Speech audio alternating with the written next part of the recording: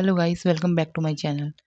तो आज की जो स्टोरी है यह असम के एक ऐसे गांव की है जो काला जादू के लिए फेमस माना जाता है। हो सकता है आप में से कई लोग इस गांव का नाम जान गए होंगे या समझ गए होंगे, बट कई लोगों ने इस स्टोरी को नहीं सुना होगा। तो ये मैं बात कर रही हूँ एक ऐसे गांव मायोंग के बारे में जो कि अपने काला जादू के लिए आज भी फेमस है। तो चलिए स्टार्ट करते हैं आज की स्टोरी। असम में एक जगह है मायोंग, जहाँ आज भी बोला जाता है कि वह काला जादू वहाँ पर काफ़ी ज़्यादा मात्रा में किया जाता है।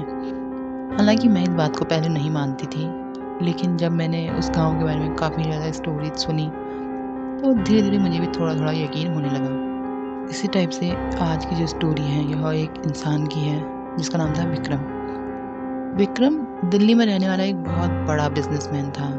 लाइक उसकी बहुत ज़्यादा कंपनीज थी, उसके पास पैसा, एटीट्यूड, सब कुछ फुल ऑन था।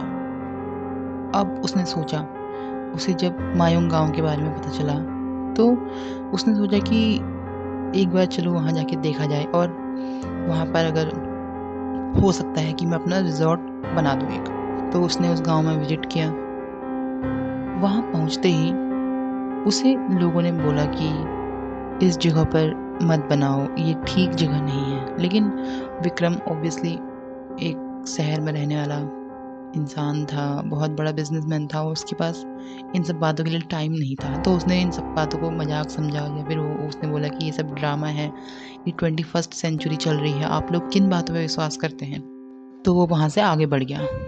जैसे ही वो आगे बढ़ा, थोड़ी दूरी पर उसकी मुलाकात एक तांत्रिक से होती है और उस तांत्रिक का नाम था कामाख्या। कामाख्या ने विक्रम को सीधे बोला कि इस जमीन को छोड़ दो, ये शमशान की जगह है। और यहीं पर विक्रम ने गलती कर दी। उसने उस तांत्रिक का मजाक उड़ा दिया। उसने बोला, तुम लोग डर दिखा करके पैसा कमाना चाहते हो। इस बात पर कामाख्या कुछ भी नहीं बोला, लेकिन उसकी आंखों से ही लग रहा था कि ये बात अब बहुत आगे जा चुकी है। उसी रात कामाख्या ने कोई नॉर्मल जादू नहीं बल्कि एक बहुत खतरनाक जादू स्टार्ट किया। सबसे पहले उसने मिट्टी की एक गुड़िया बनाई, शमशान की मिट्टी से। उसमें कुत्तों के बाल और विक्रम की शर्ट का धागा बांध दिया और फिर रात के सन्नाटे में उसने मंत्र चैंटिंग स्टार्ट कर दी। अब जो हुआ वो सबसे स्कैरी था। विक्रम वहीं मायूंग के एक होटल रूम में रुका हुआ था और जब वह सो रहा था तो अचानक उसे लगा कोई उसकी बॉडी में सुई चुभा रहा है। लाइक उसे कुछ चुभन महसूस हुई। पहले उसको सब कुछ नॉर्मल लगा, बट जब ये दर्द तेज होने लगा तो उसने इमीडिएटली डॉक्टर्स को कॉल किया और जैसे ही डॉक्टर आए तो उसकी रिपोर्ट बिल्कुल नॉर्मल थी, लेकिन उसका हाल दिन प्रतिदिन खराब होते जा रहा था। पहले 2-3 दिन वह सो नहीं पाया बिल्कुल भी। रूम में उसकी एक अजीब सी स्मेल थी, जैसे गीली मिट्टी की स्मेल होती है उस टाइप की कुछ। फिर उसे लगने लगा जैसे कोई कोने में खड़ा होकर उसे कॉन्टिन्यूसली देख रहा है। कभी उसको कोई शैडो दिखती, कभी लाल आंखें। और 7th डे विक्रम बिल्कुल बदल गया। उसकी हालात बहुत ख़राब हो गए। अब वह एक अजीब लैंग्वेज बोलने लगा, बिना वजह वह गुस्सा करता था, कभी हंसता तो कभी रोता, जैसे कोई और उसके अंदर से ये सब कर रहा हो। उसके स्टाफ में एक लोकल बंदा था जो समझ गया था कि ये बीमारी नहीं है।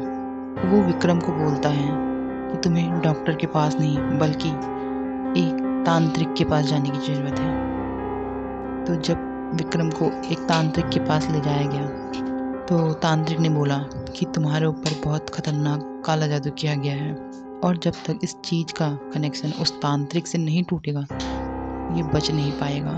कई घंटों तक पूजा चली, मंत्र, यज्ञ, हवन कराए गए। आखिर में जाके वो चीज़ टूटी। विक्रम बच तो गया, लेकिन वह कभी नॉर्मल नहीं हो पाया। इसके बाद उसने कभी भी मायूंग जाने का नहीं सोचा। उसने मायूंग को हमेशा के लिए छोड़ दिया। वहाँ रिजॉर्ट का प्लान भी उसने कैंसिल कर दिया। आज भी ये सुनने में आता है कि कभी-कभी दिल्ली में वह अपने ही घर में नींद में चलने लगता है, चिल्लाने लगता है। आज भी उसे ऐसी किसी की प्रेज़ेंस फ़ील होती है, जैसे कोई आज भी उसके बदन में सुई चुभ हो रहा हो। इसलिए कहते हैं ना, हर जगह पैसा और अकड़ नहीं चलती। कुछ जगह ऐसी होती हैं जहाँ सिर्फ़ रिस्पेक्ट काम करती है।